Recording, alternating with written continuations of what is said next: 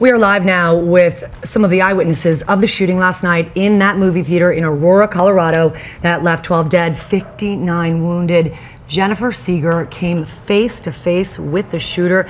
Jennifer, how are you right now? Hanging in, I hope? Yeah, I'm trying as best. I mean, it's just an exhausting process, but I mean, I'm just glad I'm alive and I'm here to talk to you guys. You were so close. Take us back to that moment when the shots rang out, that moment.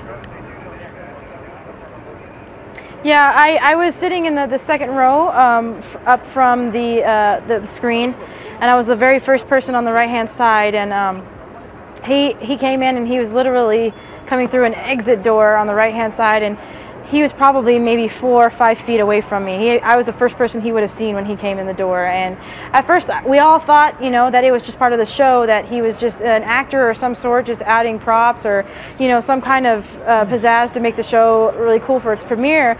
And when he took this can full of gas, of like tear gas or something, and he took off the tab and he threw it in the crowd, and it exploded and all this gas went everywhere. Everybody didn't think anything of it. They thought that was just a prop.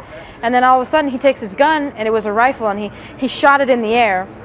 And that's when everybody knew that it was real, and that there was mass chaos everywhere. He was screaming and crying, there's a gun, there's a gun. And then after that point, he literally went from here to here with his gun, and he pointed it right in my face. At that point, I just didn't know what to do. You know, I just panicked, and I knew I literally had like a 5-second window to either move or do something or get shot. So, well, I just, you know, my whole life just flashed before me, and I just dived forward into the ground in the aisle, and I dug myself and tucked myself underneath the chair for safety. And I told everybody to just lay there and don't move until he walks up the stairs, and then we're going to try to crawl as fast as we can out of the aisle.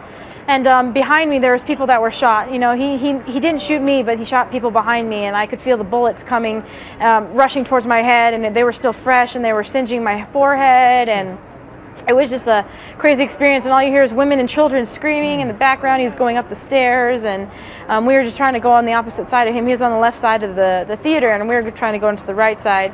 And at that point, everybody in my aisle had gotten out, and they tried to go to the exit door, but they at that point started running back into the building, and I didn't understand why. And then they were all screaming, go back, you know, he's shooting everybody that's trying to exit the door, and he was killing people that were, or shooting people that were trying to exit the door into the theater. And so I told everybody to just play dead and just lay still so that he wouldn't know the difference. And we all just laid there for a while, and he went up and down and just continued to let off shots and shooting people. Like anybody that tried to get away, stand up, get into the aisle, lay down, he was shooting at. And I was very fortunate to be one of those people that got their lives out of it at the end. And I really feel bad for those people that lost their family, and my heart goes out to them.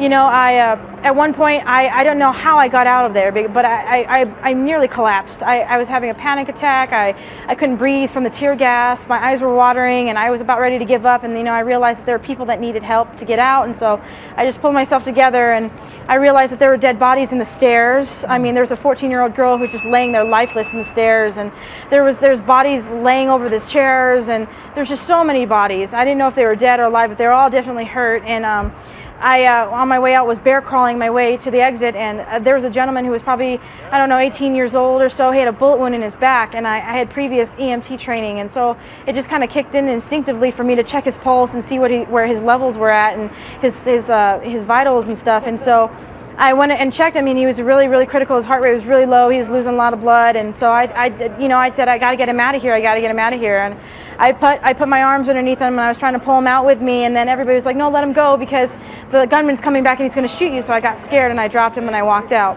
Jennifer. And I feel so bad, because I would literally take a bullet for anybody. And Jennifer, hearing that story told, and you told it earlier on Good Morning America this morning, the act of heroism and courage that you show there, even in these most chaotic moments, we cannot thank you enough, both for your service in that movie theater and for joining us today. Thank you very much, Jennifer. No problem, and it's a pleasure to be on the show. Thank you.